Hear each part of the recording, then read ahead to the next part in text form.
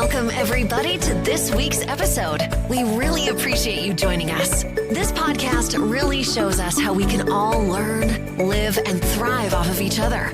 By sharing our knowledge through our conversations, we will impart some knowledge whilst learning ourselves how to progress even further. Here is your host.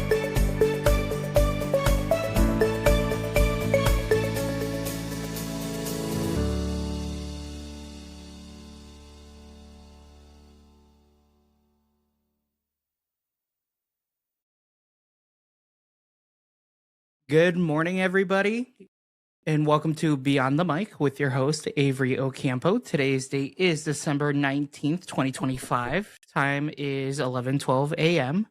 Today, we have Senator Graciela Guzman joining us today.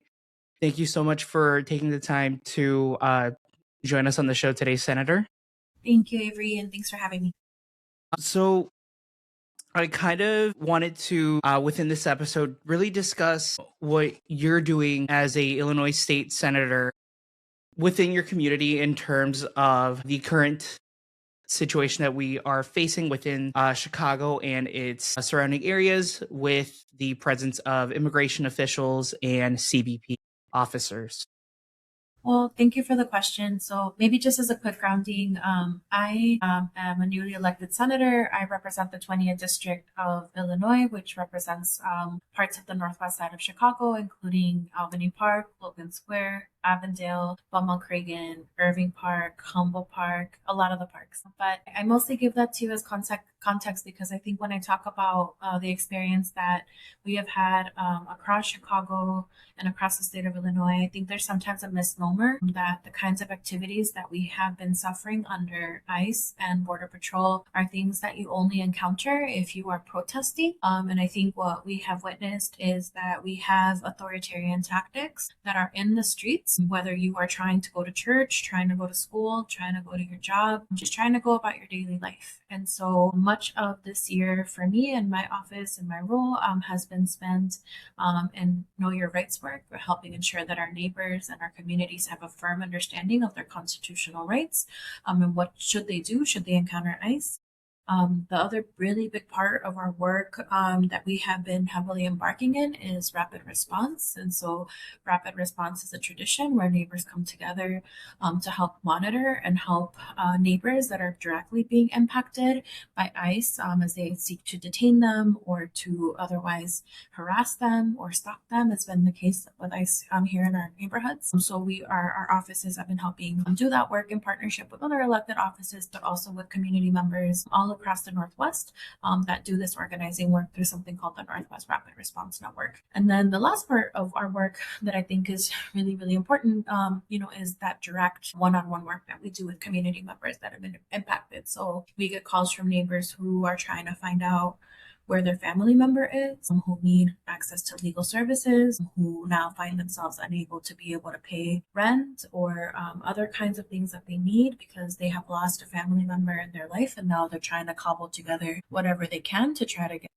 dignified care or release for their family member, or they've lost a breadwinner. Although all the scenarios are really, kind of depending on what's going on with the family. But that's just kind of like a light sense of what we do in this office to help support our communities. One, as they seek to increase their own resistance and organizing that is happening in our community, but as we also try to help neighbors that have been directly impacted by immigration enforcement here in Chicago. I know really the reason why I wanted to touch on this subject, just because I know at least here within I believe this where I'm located, which is in like the Gurnee, Waukegan area, which is lower, I think lower on the opposite side of Chicago, I guess, like lower down there. I'm not too. We're not geographically minded, but I know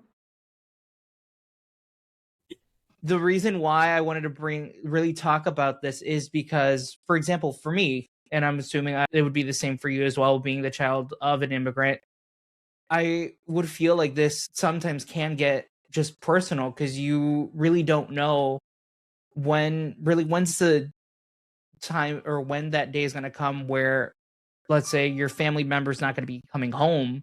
Like they left for work that morning and they just don't come home at their usual time.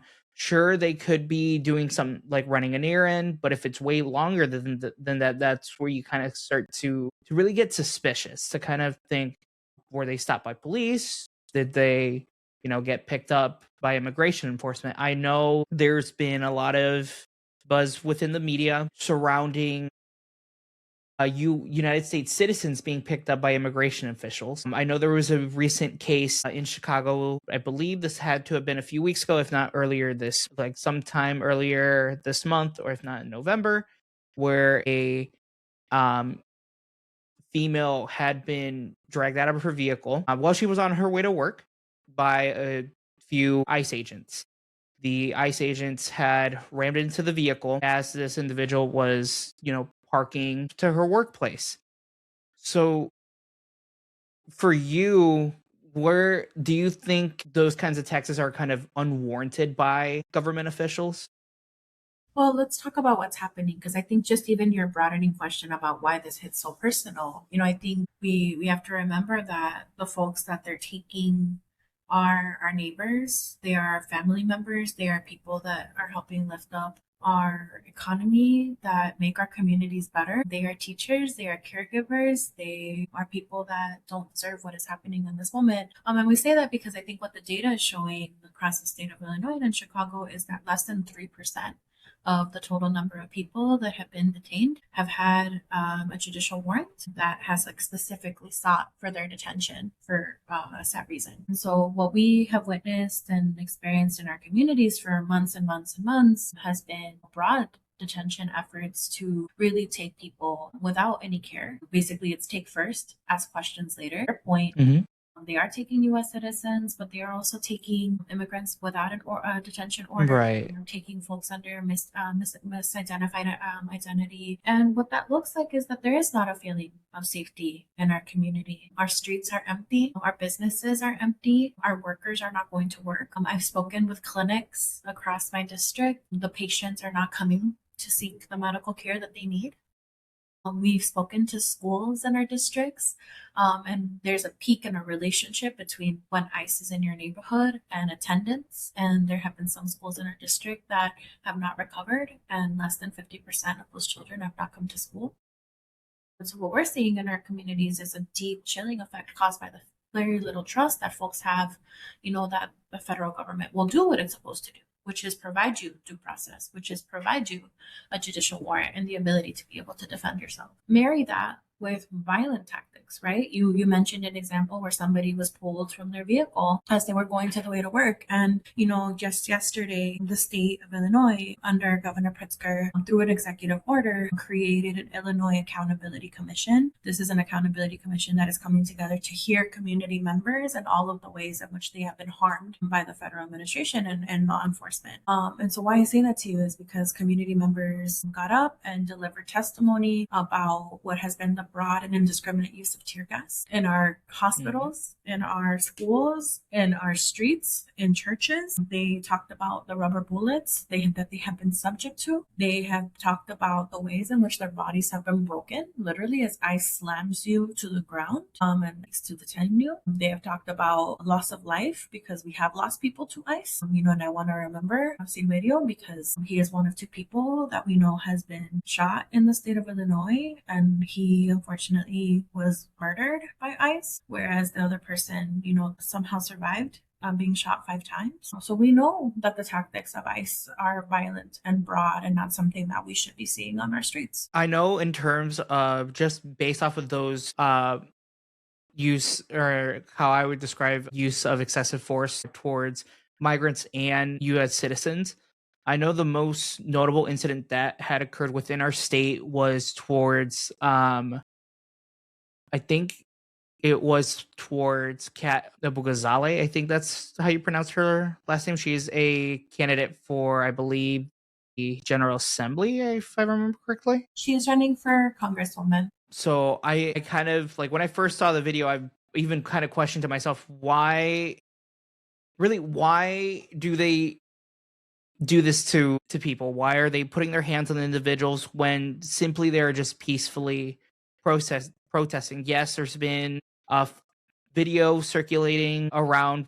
on both sides, both either people protesting peacefully or where there is some physical altercations between protesters and immigration enforcement. So I feel like there's ways that could be handled appropriately by immigration and law enforcement. But I feel like though is that we need really just kind of like, in my opinion, just some form of like restructuring on that.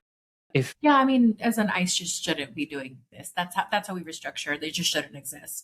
Frankly, I think that's my own opinion. Mhm. But, I think specifically what we're seeing, and I think we have to remember that we are seeing state sanctioned violence. That is, state sanctioned violence is what happens when you literally have the federal government weaponizing federal employees as a local immigration enforcement to, like, I think remind us that, like, we are descending into authoritarian tactics and what is a democratic structure, right? That should Right. not be happening to anybody. One. Two, I think we have to remember that the Trump administration is actively seeking to create an other, and in this moment it is immigrants, and they are conditioning our social understanding and what we will allow and withstand in terms of physical violence, physical conditions, and the use of these tactics. These are not things that are normal or that we would expect to see in the streets. However, they become socialized and conditioned to the point that folks accept them or lack the ability to be able to question their existence. And so the more and more they get used, the more and more they expect you to sit back, not fight back, not resist, and also to weaponize what is our constitutional amendment to peaceful protest for seeking to defend our neighbors. So I mostly say that to, I think, provide some nuance here that, the position that, we're going to tactically find a way to resist in a way that is copacetic for them is non-existent. That we're going to find a copacetic way to be able to argue our existence when they literally do not think that we should be here is not going to happen. And so I say that because I think that really puts a charge back on community members, on government officials, on all of us, I think, to continue to resist and fight fascism and authoritarianism, and to understand that we are living in a media space where there is a back and forth. There is a dialogue of what is the truth with a capital T, what is happening. And then there's the counter narrative that is produced to say, for example, we'll give you an example. In the suburbs, there was a 1-year-old child who was tear gassed, unfortunately, as ICE threw a canister into the vehicle that she and her mom and dad were in as they were just trying to shop on a Saturday.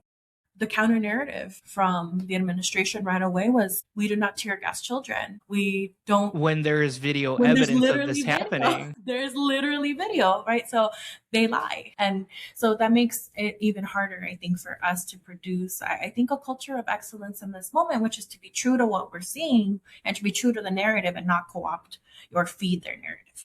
Because kind of extending onto that, or I guess extending / reiterating your point on that, do you believe that the Trump administration, just even ever since like from day one, do you believe that they're lying to the American people when it comes to migrant arrests, to the claims that people or individuals that they have arrested either are illegal aliens or they have a criminal background, when, for example, news outlets such as CBS, MSNBC have stated that that individual does not have violent priors? I think, again, without going into like broad generalities, yeah, we have seen instances where they're definitely bending truth or actively fabricating truth.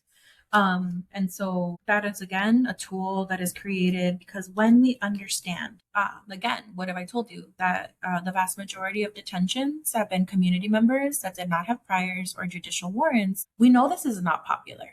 The polling at the national level demonstrates that this kind of violent, aggressive immigration enforcement is not popular. And so think about that. If you are learning or hearing or experiencing someone that you know is a good human be taken by ICE, and then they all of a sudden have to justify why they took, a U.S. citizen or why they took, someone without a judicial warrant. The only way that they can right now in this moment seek to make that palatable is through lies, is by feeding us a story, that immigrants are criminals, that specific individual that has been detained is a criminal, that they should not be here. And when they can't do that, then they seek to make us all illegal, because then they say that no immigrant should be here. They should do it the right way, as if to not understand imperialism and the role that U.S. Intervention has played in destabilizing countries all throughout the world, the very complex immigration process, right? So I guess I say that because they cut into it the way in which they wished you to fabricate a story that benefits the end that they need to in this moment, because they too have a narrative of hate that they need to spread. Now, kind of really just wanting to kind of ask you this as well, because I know, because I'm like trying to figure out what I'm trying to say here. I do apologize. We're all about first drafts. So you're good. So I know you had stated at the beginning that you're a newly elected senator for Illinois In January. What made you want to pursue a career in politics? What kind of said to you, or what kind of gave you that idea that you wanted to pursue this career? Yeah, I mean, I think I walk it back. I'm the daughter of Salvadorian refugees that escaped the Salvadorian Civil War. And a lot of how I grew up in a neighborhood where all of the families had similarly escaped really hard and difficult things, and in many countries, authoritarian tactics in their own countries. And so, I think we grew up in a way understanding what mutual aid did, which is to fill in the gaps where government failed and couldn't see people. And so I always grew up as an advocate, because you have to be an advocate when you're a really big family and your parents are immigrants and they don't know the language and your family needs resources. So that's how I grew up. And then fast forward, I'm in Chicago and I'm doing a lot of healthcare organizing, and I'm realizing that immigrants and undocumented people didn't have a pathway to coverage. So I started fighting for that fight here in the state of Illinois. And all that whole time, I think I had a relationship with government that was not necessarily adversarial, but was very much like, I'm going to put pressure on government because that's how we get things done. That started shifting as I started encountering progressive electeds that were really rooted in a model of co-governance where community members got to actively build and design what was going on, from the platform to the work to how we did it. So when I became chief of staff for a former state senator, I really got, I came in specifically with the charge to help do government different and to be disruptive to present government. And so when the vacancy opened up in our community, I initially was like, nope, this is not the kind of thing that I want to do.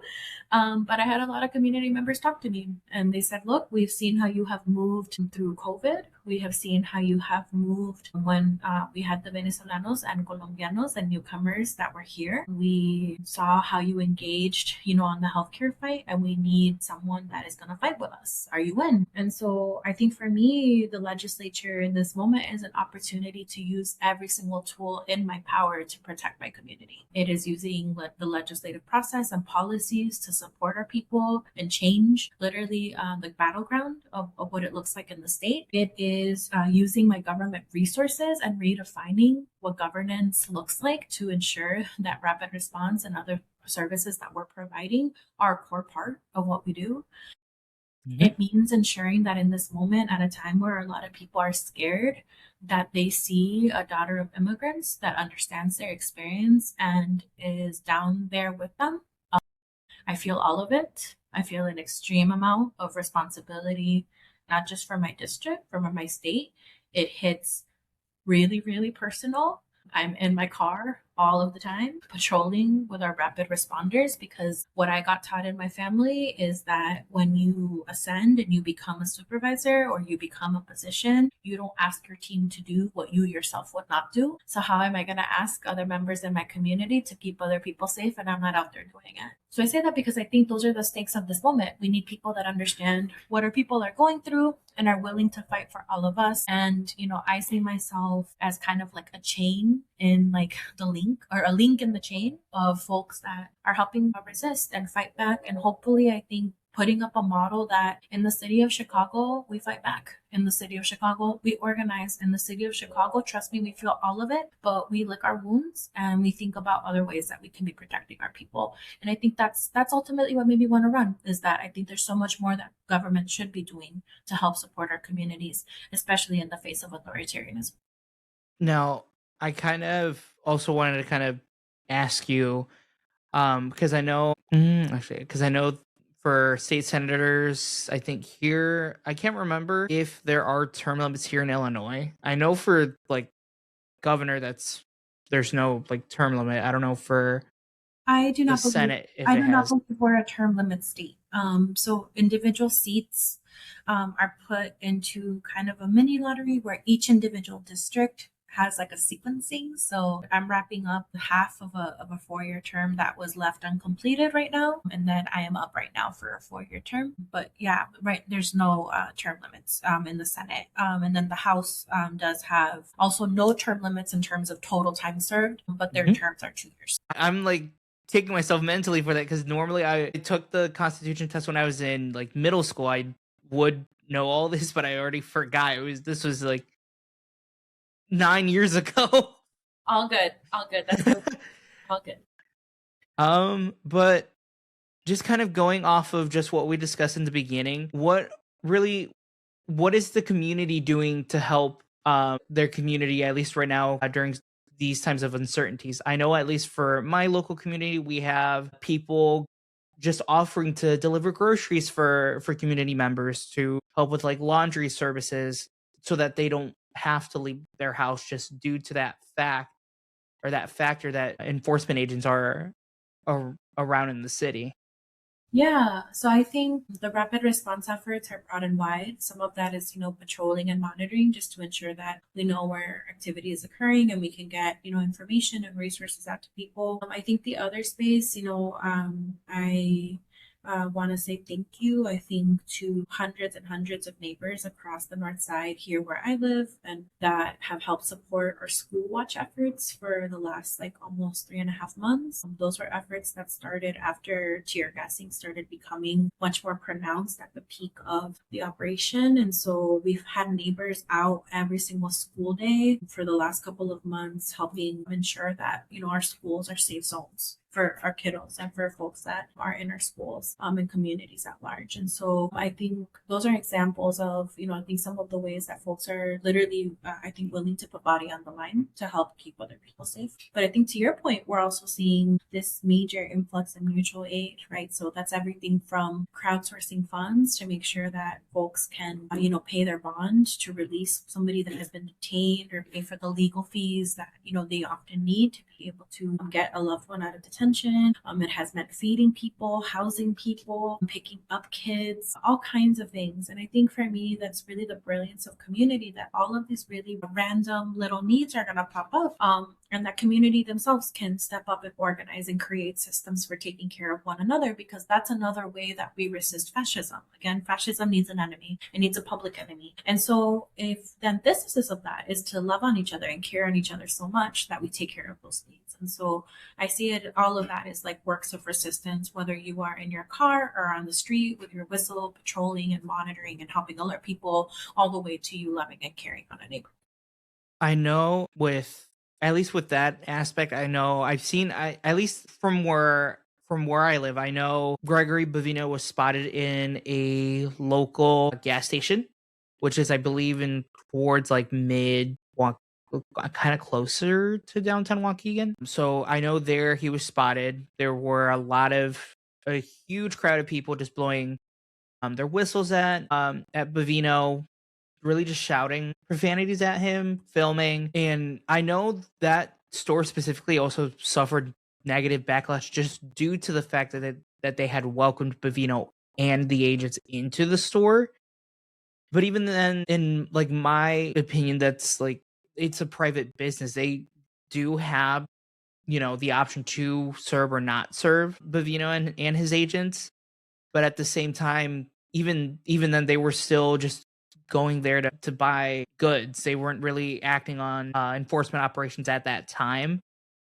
But I just know that people were honestly just going out of their way to at least, I wouldn't say, I don't know if protest is the right word in this instance, to really just kind of protest that the fact that they were there, even though they weren't really acting on an enforcement job in that moment, which to me, I found a little odd that they were doing this, at least the crowd of people, especially in a gas station setting. I know as well we already had incident where a couple was detained literally just getting gas. They were detained just at a gas station filling up their car, but this probably was like a months back in another area of the city.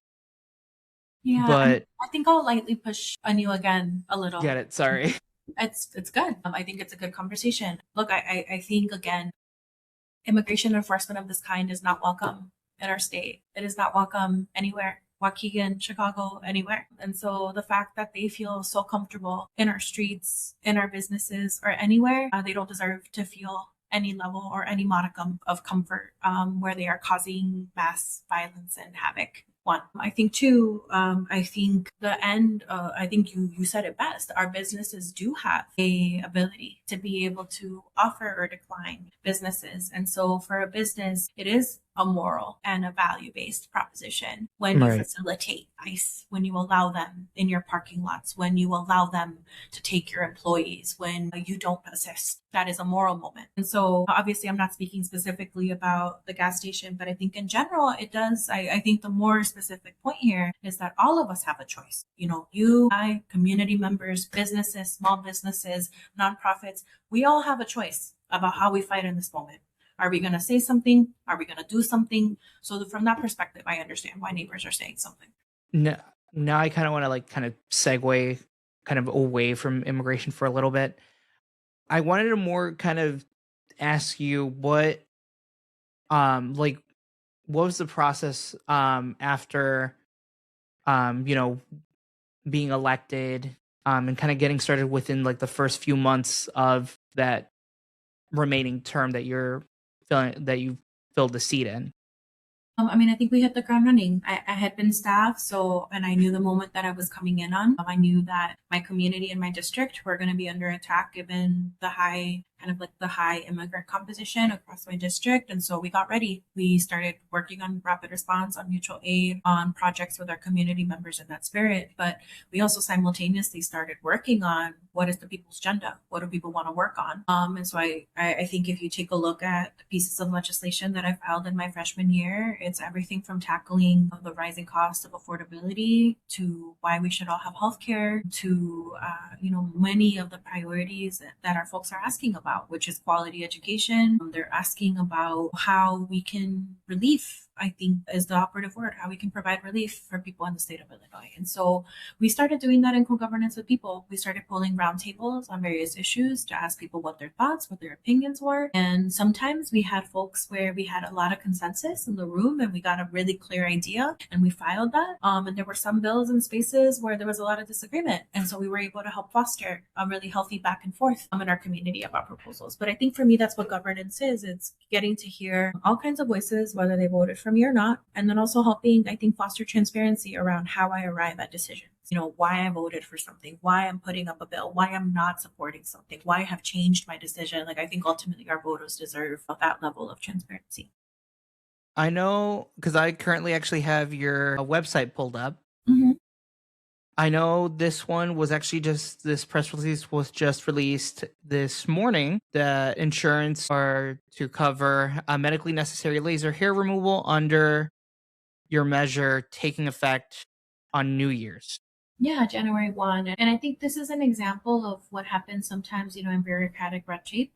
Sometimes things that we need get kind of caught up in the legalese or in the language. And so this was an initiative that I did in partnership with one of my sister state representatives, Lilian Jimenez from the Northwest as well. And it really just sought to repair the fact that a lot of folks for medically necessary reasons need laser hair removal. So we tend to think Mhm. about it cosmetically, that there are some folks that, at their doctor's recommendation for various conditions do need laser hair removal. And so we're helping remove an obstacle so that those folks can get that medical care. This one's a good one I just found. You also with another member of I think this is another senator, another representative that you and that other representative had celebrated the affordable housing law taking effect. Yes, so we have a really awesome tradition here in the district called community land trusts. Those are a model where nonprofits or other entities kind of come together to help buy pockets of land across our district here, for example, and with the effort of basically selling homes back to people in communities that have been impacted by gentrification or displacement or the rising cost of housing. And so it can make it very affordable for folks that in the past wouldn't have been able to stay in the area that they used to call home to be able to still be able to call it home. CLTs is what we call them by short, community land trusts. They exist all throughout the state of Illinois. And so, yeah, we just expanded a working group that comes together to think about how we can continue making more of these available across the state of Illinois so that we have more tools and options when we think about the fight for affordable housing here in the state. That's actually, at least to me personally, that's a good one, at least for right now with how the housing market is right now. I feel like people won't be able to afford at least housing, even like low income families. So that's where I feel like that piece of legislation that you introduced, that one I feel like will benefit a lot of people. Thanks. I think so too, which is why we've been really happy to be able to partner with the Here to Stay Land Trust Coalition and other folks that are doing this work. Now, would this and this would be statewide, correct? Statewide. So what will happen is there's a working group again that is convening to talk about how we take this all throughout the state. In the present, right now, there's 6 big communities that are more that have community land trusts, and we're working on trying to grow them so that more communities have them. And now, I do want to apologize in advance if I'm kind of looking off to the side. It's because I'm going through Good. kind of the legislation that you have kind of put out. This one I'm looking through is that you and Representative Rashid had expanded the dual language instruction for Illinois students. Yes. Can you tell me a little bit more about like what kind of conspired this to come into fruition? Yeah, well, I think this just builds on a couple of pieces of science. We know that in general, one, we want education that is responsive, right, to the needs of our communities. And so a lot of folks, have native languages in various degrees and want the ability to be able to help strengthen or make them more robust. That's one piece. Two, we actually know that when our children learn a second language, it actually does other things besides boosting their language ability. It actually makes you better at math and science. It builds other synapses. So we want to make stronger students when we build a language pathway.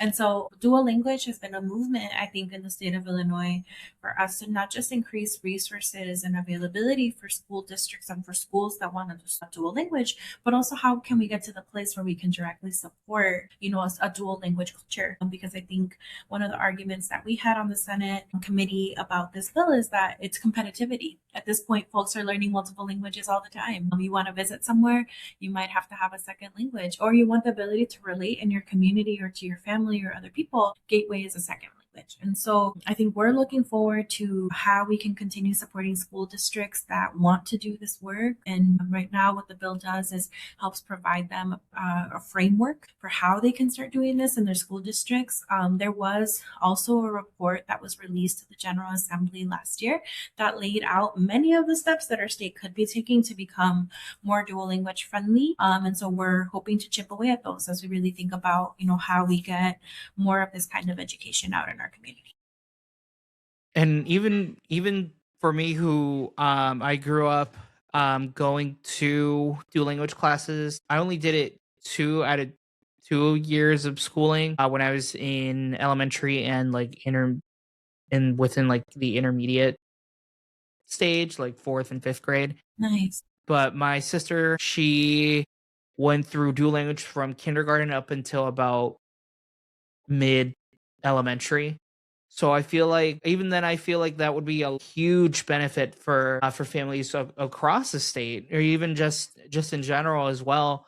Just being able to kind of, like you said, to broaden the child's understanding of other languages. Even parents, in my opinion, could benefit from that if, like, the child brings new material, they learn it, parent can learn from it as well. No, I think all of those things are exactly right. And I think ultimately for me, I want our students to have choices about how they want to lean in, about how they want to relate to their culture. Because that's the other thing that language does too. It's a worldview, but it's also an access into cultural understanding and bridging. And so I think we want our folks to be able to make those choices about, how they use language to be able to connect. But it's hard to make that decision if you don't even have a framework for language. And so that's what I'm hopeful we can keep boosting. Now, within the time that you've been in office, approximately how many pieces of legislation have you worked on with other members of the General Assembly or just solo? That we passed in the last couple of months where I was a chief sponsor. We passed 10 of my pieces of legislation. I'm looking at my whiteboard behind me. I don't know if you can see that if I go like that. Yeah, I can see it a little I ended bit. up filing 20 plus pieces of legislation in my first year. And so it was a really great year. Again, these are all ideas that were rooted from conversations with neighbors and other folks. So I feel really good about the freshman year. But I think the other part that I want to speak to is this dynamic that also happens in the legislature. I just told you I filed 10 of my bills that I was the chief sponsor on, got to make it past the finish line and got signed into law. There's also a dynamic, where maybe a colleague will lift up a bill and it's a really, really good idea and we help support it and we help create an environment for it. And so in that space, there were hundreds of bills that were filed by my other colleagues that I helped sponsor and help out in other ways. And I think the last dynamic that I'll lift up for you is that there are bills that also happen through coalitional efforts, right? And so our immigration bill, for example, that just passed in October through the veto session, it was something called Safety and Action Liberation Together, SALT, that tackles much of what we're seeing in immigration enforcement in the state of Illinois. That was something that was done with our Illinois Latino Legislative Caucus. So all of us came together to help work on that. Even though I wasn't the chief sponsor, we worked on it together that way. Which would be House Bill 13. You got it. That is it. I'm like still scrolling. I mean, there's a lot to scroll. We had a busy year. Let's see. I know this one where you had demanded action to prevent SNAP beneficiaries from losing access due to that federal government shutdown that we had back in October. Is that still something that's like prevalent, at least now in December?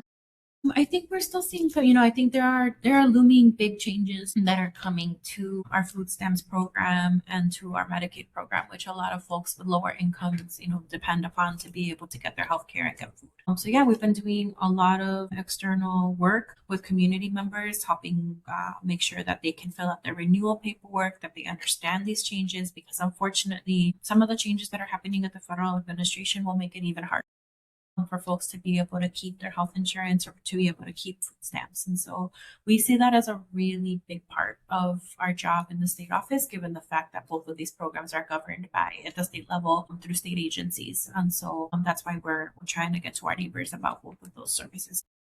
Now, I don't want to bore you at the same time with the constant, questions in regards to the pieces of legislation. It's just kind of I just really want to know more background on why or what kind of inspired that bill from the planning phase and then up until it gets voted into law.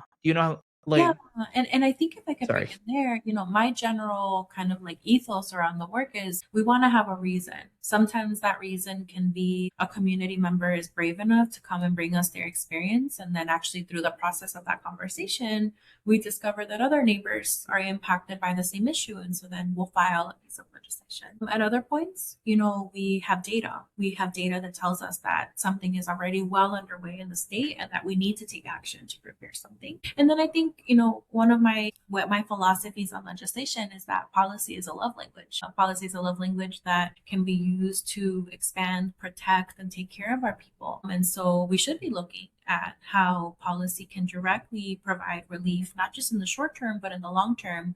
And I think for me, I always have a goal of how can I transform a system that's not working? And so, if the majority of my constituents are talking to me about affordability, that tells me something is not working in the system. If my Right. neighbors are telling me I can't afford to live here, my housing system is not working. If folks are telling me they can't get access to a specific healthcare system or service that they need, that system's not working. And so that root, I think for me, always has to come back to what is community saying? What is the lived experience that is helping ground those experiences? And so for the most part, every single piece of legislation has a story like that. Community member, an organization, folks that have been willing to share their lived experience and tell us why this issue really matters. And they've gotten filed because we believe in the promise of what the work can do, but also because we're doing the work to, try to increase awareness about the specific issue. So I'll give you an example. One of my other bills that you have not asked me about, but Oops. I think is really cool, is my climate displacement task force bill. I missed that one. Oops. Yeah, it's cool. It's in the list. It's fine. But the Climate Displacement Task Force is a group coming together to basically understand that the impacts of climate change are here. They're here now. And that we have people that look at Illinois, because we are a Midwestern state that is, flanked by water and other natural resources, that other folks might want to seek to make Illinois, as they unfortunately are subject to like the impacts of climate change, right? As it becomes too hot or as water levels rise or all kinds of things. And so the premise of the working group coming together is actually fairly simple. It's like climate change is here. Let's plan for it, friends. And so that actually was inspired by my own experiences back home. I grew up in Los Angeles. My parents and all of my siblings still live there. And at the time that we were thinking about legislation, we were in the middle of the wildfires. And my family was surrounded by wildfires for weeks and weeks. So thinking about what would it meant if, the house burned down, or if somebody's health was impacted by, all of the air quality issues, that they might have to seek refuge in the state of Illinois. And if you think about just my story is just one story, thousands of more stories that way. We want to make sure that we can continue to make Illinois a welcoming home for whoever wants to seek it as home, but that we plan so that all of our natural resources like water, like land and other things are available and planned for. So that's an example of, I think, where my lived experiences or what I'm seeing or what I'm hearing directly influence some of the bills that have been filed. It's kind of I kind of wanted to ask you this because I know you mentioned that you were originally from Los Angeles, California. If given the opportunity, would you run for state senate in the state of California if you had the opportunity? No, I think Illinois is home. It's been home for almost 13 years now. And yeah, this is my community. I've lived in my district now my entire Chicago life. I think I'm more Chicago now than LA. So yeah, this is home. What, like, in kind of in your eyes, this is kind of like unrelated to politics. What would you see, and why am I blanking out on what I want to say? What differences would you see between California and Illinois apart from the climate? I think we have a lot of the same terrain in terms politically, in terms of our legislatures. Our governance is really, really similar. But, I think in this moment, what made me want to live in Chicago versus in LA is that I'm an organizer. And the community of organizing in Illinois and in Chicago is amazing. So I felt welcomed. I felt like I was a part of a community that wants to build something, that wants to fight, that it does that really, really well. And so for me, I felt like as a progressive, I was finally finding a community that I could really do work in. So that's why here for me. And I think that's why here for a lot of people that want to be rooted to an organizing tradition. Now, did want to bring up two last questions for you. Sure. My first one would be, during the election stage, like when you were running, what was that like? What was that like with running for state senate? Yeah, I mean, I think in my election, again, when the opening came up, I talked to a lot of neighbors about this race. And I think my district is one of the most progressive districts across the state of Illinois. And so we knew that we wanted to continue championing issues for working class people. And so that's what got me really excited about the chance to run. And I think my race in part is an example. We ran against the party or the institution, if that makes sense. Mm-hmm. but I had people power. I didn't need to have all of the money in the world. I mean, I got a lot of money thrown against me. We were on doors. We were getting a very persuasive message to our community members. And I think that's actually what the race taught me, is that our community members are discerning, that they want to have a conversation. They don't want to be told how to think and what to do. They want to have a dialogue about issues, deeply opinionated about all of the things that I've told you about. And they want a champion that's going to fight not just for the thing, but do it in a way that they're in agreement about. And so in my district, they want to see me wail. And because that's what I do. And so I think all in all, the run was incredibly difficult for all of those reasons, but we felt vindicated. I won my primary with over 51% in a 4-way race. I won my general race at 81%. And I think, again, that really speaks to me being seen by my district for who I am and what I have to bring to the table. Which honestly, especially with what, like, seeing what you've done from reading just the bills that you've passed and seeing what, like, your mission is as a state senator, even for me, even though I don't, reside in your district specifically, I still believe that you're going to go far as a state senator. Because truly it shows that you're doing a lot of great work within our state. Thank you. That means a lot. And folks ask me often if I think I'll be here a long time. And I think my answer is, like, I'm going to be here for as long as my community wants me to be here. And we have to be humble enough to know whatever time that is for me in the future. But, in this present, like, I know that I've, like, 10 toes down in my role, doing, like, everything I can in my power to help support our people. And then my last question would be, if you had a message for the Latino community, what would it be? Oh man, this one puts me in my feels, but I'll take you back. Especially because I know at least a lot of our listeners here are Latino or speak Spanish. I know because I'm also having this live streamed as well, so Yeah, it is also live. I think I would say, and maybe I'll do this, and is it okay to do it in English and in Spanish? I think this is a moment that for a lot of us, like, we feel our culture, our heritage, our very essence, like the things that we fight for, our ways of being, they're under attack. And so I think for me, what I always remind my community and my constituents is that they matter, that I, as their elected or as unelected, if that matters to them, that I see them, that I love them, that I will do anything in my power to take care of them and to protect them. And I think I have seen my constituents cry when I say that, because I know that that's the level of pain all throughout our communities right now. So I think I just try to affirm that, I think our Latino power is incredible in this state, that we will continue to rise up in our ways, and that I've got their back. And I think that's probably what I would leave it on. Y creo que en breve en español lo que comentaría para personas que tal vez estén escuchando. Avery me preguntó un mensaje clausurando, lo que yo trato de recordarle a mi comunidad latina en general, porque sé que hay mucha gente que ahorita está extremadamente adolorida por lo que está pasando o están sufriendo por todo lo que está pasando. Trato de recordarles que como electo aquí en el estado, yo los veo, que los quiero, que vamos a continuar peleando y luchando y organizando, porque es lo que este momento requiere, no solo para poder perseverar lo que nos está ocurriendo, pero para poder preservar nuestro legado y lo que queremos. Well, thank you so much, Senator, for joining me today.